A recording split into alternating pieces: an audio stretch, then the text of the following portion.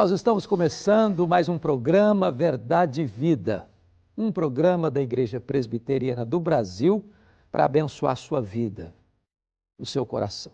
Queremos agradecer carinhosamente a sua audiência, agradecer as outras igrejas irmãs que nos apoiam e nos ajudam divulgando este programa para que ele alcance todas as famílias da nossa vasta e querida nação brasileira. Hoje eu quero tratar de um assunto importantíssimo com você. A igreja precisa de poder. E vamos basear esta mensagem em Atos, capítulo 1, versículo 8. Vamos ouvir a leitura deste texto. Mas recebereis poder ao descer sobre vós o Espírito Santo, e sereis minhas testemunhas, tanto em Jerusalém, como em toda a Judeia e Samaria, e até aos confins da terra. Conforme nós anunciamos, nós vamos tratar deste empolgante assunto. A igreja precisa de poder. O Senhor Jesus Cristo, depois que ressuscitou dentre os mortos, dando a grande comissão aos seus discípulos, disse lá em Lucas 24:49, permanecei na cidade até que do alto sejais revestidos de poder. Deveria ser uma espera obediente, permanecei na cidade. Deveria ser uma espera perseverante, permanecei na cidade até que. Deveria ser uma espera com expectativa de poder, até que do alto sejais revestidos de poder. Esta espera não era apenas uma espera de braços cruzados. Estes discípulos entenderam isso. E lá em Atos 1:14 diz que todos perseveraram unânimes em oração.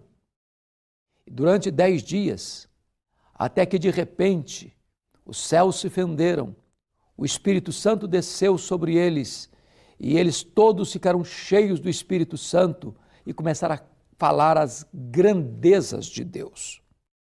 É claro que Jesus retoma este assunto no livro de Atos dos Apóstolos, dizendo para os seus discípulos que eles receberiam a promessa do Pai e eles seriam batizados com o Espírito Santo. E os discípulos então perguntaram, mas vai ser nesse tempo que o Senhor vai restaurar o reino a Israel? E Jesus Cristo disse, não vos compete saber nem tempos, nem épocas que o Pai reservou pela sua exclusiva autoridade, mas recebereis poder ao descer sobre vós o Espírito Santo. E sereis minhas testemunhas, tanto em Jerusalém, como em toda a Judeia e Samaria, e até os confins da terra. Eu quero destacar aqui 3 verdades sublimes. Primeiro, a fonte desse poder. Mas recebereis poder ao descer sobre vós o Espírito Santo. O poder da igreja não é financeiro. O poder da igreja não é a sua pujança. O poder da igreja não está na intelectualidade dos seus líderes. O poder da igreja emana do Espírito Santo de Deus. Não é um poder humano, é um poder divino. Não é um poder da terra, é um poder do céu. A igreja precisa do poder, mas do poder do Espírito Santo de Deus. Talvez você pergunte, mas poder para quê? Primeiro, poder para sair da especulação teológica para o campo da ação missionária. Os discípulos queriam discutir com Jesus tempos e épocas, mas Jesus não. Vocês vão receber poder para fazer a obra e não para discutir a obra. Hoje muitos crentes, muitos líderes, muitas igrejas gastam muita energia discutindo e discutindo e discutindo. Às vezes até brigando umas com as outras, até acusando e machucando umas às outras. Quando o poder vem é para nós testemunharmos da pessoa gloriosa do nosso Redentor. Poder para quê? Poder para romper as barreiras da inimizade. Jesus Cristo disse que eles deveriam ser testemunhas em Jerusalém, na Judéia e também em Samaria. Havia uma inimizade histórica, muros altíssimos de separação entre judeus e samaritanos. Mas quando a igreja é revestida com poder, os muros são quebrados, as inimizades são desfeitas, as pontes de reconciliação são construídas e há então a transformação do poder do evangelho na vida das pessoas. É por isso que eu gostaria então de tratar com você do segundo ponto desta mensagem. Primeiro, a fonte desse poder. Segundo, o propósito deste poder. Jesus Cristo disse: recebereis poder ao descer sobre vós o Espírito Santo e sereis minhas testemunhas. A igreja não pode testemunhar com eficácia a não ser que ela seja revestida com o poder do Espírito Santo. John Stott disse com muita razão: antes de Jesus enviar a igreja ao mundo, ele enviou o Espírito Santo à igreja. E esta ordem, ainda hoje, não pode ser invertida. Não há poder para a igreja pregar o evangelho com frutos abundantes sem o poder do Espírito Santo. Nós precisamos deste revestimento do poder do Espírito Santo para que os crentes se levantem, para que haja testemunho vibrante, para que os corações se quebrantem e para que conversões genuínas aconteçam. Mas há uma terceira verdade que Jesus nos ensina. Primeiro, a fonte desse poder. O Espírito Santo é essa fonte. Segundo, o propósito desse poder, para que a igreja testemunhe. Terceiro, a extensão desse poder. E Jesus Cristo disse: sereis minhas testemunhas, tanto em Jerusalém, como em toda a Judéia e Samaria, e até os confins da terra. Perceba você que Jesus não disse primeiro em Jerusalém, depois na Judéia, em seguida em Samaria e então até os confins da terra. Não é isso que Jesus está estabelecendo. A igreja precisa testemunhar aqui, ali e além fronteiras ao mesmo tempo. A igreja precisa entender que o seu campo é o mundo. A igreja não pode apenas olhar para ela mesma, apacentar ela mesma, cuidar dela mesma. A igreja que não é missionária vira um campo missionário. Se ela não é uma agência missionária, ela vira um campo missionário. A igreja que não evangeliza precisa ser evangelizada. É por isso que a igreja precisa ser despertada para levantar os seus olhos e ver que os campos já estão brancos para a ceifa. A melhor dieta para uma igreja doente é uma dieta missionária. Uma igreja que está comprometida com a obra missionária aqui, ali e além fronteiras, uma igreja que é oxigenada pelo poder do Espírito Santo. E esta igreja se torna uma igreja viva, dinâmica e operosa. Eu quero, nesse momento, orar em seu favor, orar em favor da Igreja Evangélica Brasileira, para que esta igreja, no poder do Espírito Santo, se levante para parar e cessar as discussões que não produzem resultados e benefícios para o reino, para que esta igreja seja cheia do Espírito Santo de Deus e assim ela cumpra com a sua missão de testemunhar até os confins da terra. Onde você está? Vamos orar. Deus amado, nós te agradecemos a bênção de termos a tua palavra e a bênção de sermos desafiados para recebermos o poder do Espírito Santo, para sermos testemunhas aqui, ali e até os confins da terra. Assim oramos, ó Deus, em nome de Jesus. Amém. A Igreja Presbiteriana do Brasil é fruto de uma ação missionária da Igreja Norte-Americana que enviou o jovem pastor Ashbel Green Simonton ao nosso país em 1859, com o profundo desejo no coração de apresentar o Evangelho da graça de Jesus aos brasileiros. Ao longo desses 160 anos de história, o ideal missionário tem se tornado realidade. E a partir do seu compromisso com a integridade bíblica em uma perspectiva teológica reformada e com o propósito de fazer a diferença na sociedade, a IPB tem sido um instrumento usado por Deus para alcançar e transformar a vida de milhares de pessoas no Brasil e no mundo.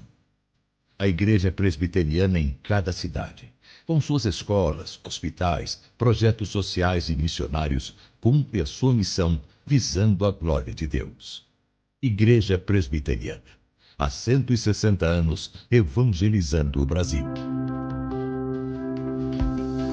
Pastor Rodrigo, que alegria recebê-lo mais uma vez. Olá, Reverendo Hernandes. Que mensagem desafiadora e poderosa, Amém. né? De fato, nos mostrando aí esse poder de Deus e como nós, enquanto Igreja do Senhor, de fato, necessitamos muito. dessa ação. E você que tem sido abençoado por esse programa, foi abençoado hoje por essa mensagem e quer receber essa mensagem aí no seu celular, basta você encaminhar para a gente pelo WhatsApp uma mensagem com a palavra vida. O nosso WhatsApp é esse que está aparecendo aí na tela, é o código de área 11 947 18 94 50. E você vai receber aí na sua casa, no seu celular, essa mensagem de hoje. Mas se você tem sido abençoado por todas as mensagens do Verdade e Vida e você quer rever algumas mensagens, você pode também encontrá-las nos nossos canais lá no YouTube, tanto no canal do Verdade e Vida quanto no canal IPB TV. Você pode ali ver e rever essas mensagens. Nos acompanhe também, acompanhe a Igreja Presbiteriana do Brasil por meio das nossas mídias sociais. Você pode nos encontrar lá no Facebook, que é o ipb.org.br, facebook.com/ipb.org.br, e você também vai nos encontrar no Twitter, no Instagram, na @IPBOficial, e você vai poder conhecer um pouquinho daquilo que Deus tem feito por meio da Igreja Presbiteriana do Brasil, não é verdade, Reverendo Hernandes? É verdade, Rodrigo, e tanta coisa boa tem lá para edificação, para o consolo, né? É verdade. Um mundo São versículos bíblicos, são textos, artigos, um mundo de vídeos. tantas notícias ruins, de desastres, de tragédias, de desencontros, nós temos ali uma fonte Amém. de mensagens de esperança e de vida. É verdade. O nosso programa está encerrando, mas nós voltaremos, se Deus permitir, no próximo sábado, nesta mesma emissora, neste mesmo horário. Então, Deus abençoe você, nos encontramos lá. Um grande abraço.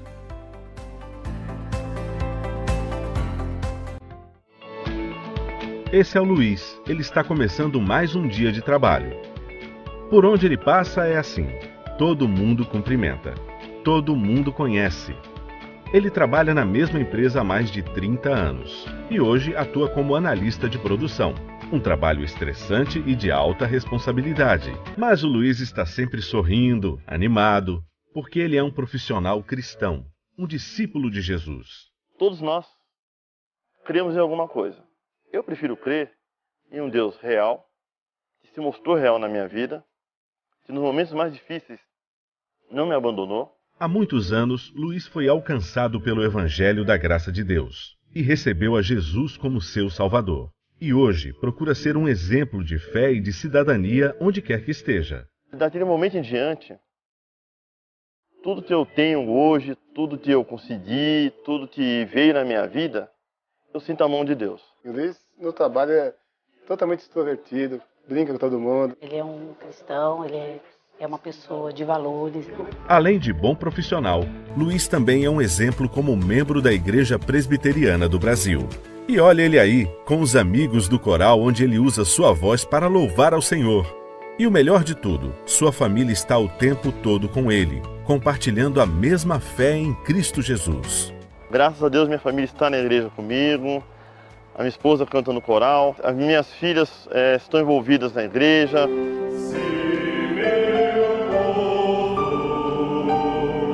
Sou professor de escola dominical, eu já trabalhei com os adolescentes, trabalhei com as crianças.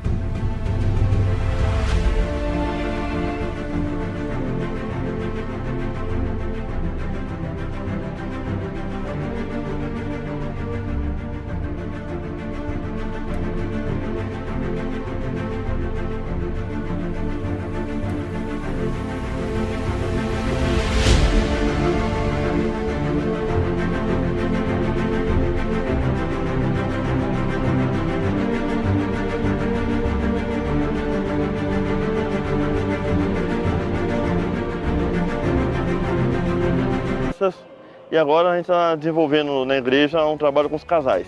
No trabalho, com a família, na igreja, Luiz é assim, aquele tipo de pessoa em que todos confiam. Ele demonstra a cada minuto que tem Deus ao seu lado. A fé, para mim, não é só sentir. Fé, para mim, é você fazer aquilo que você realmente acredita. Por isso, é comum alguém procurar Luiz para ouvir conselhos ou pedir uma oração. É porque todos sabem que ele tem a Jesus, o Filho de Deus, como regente da sua vida.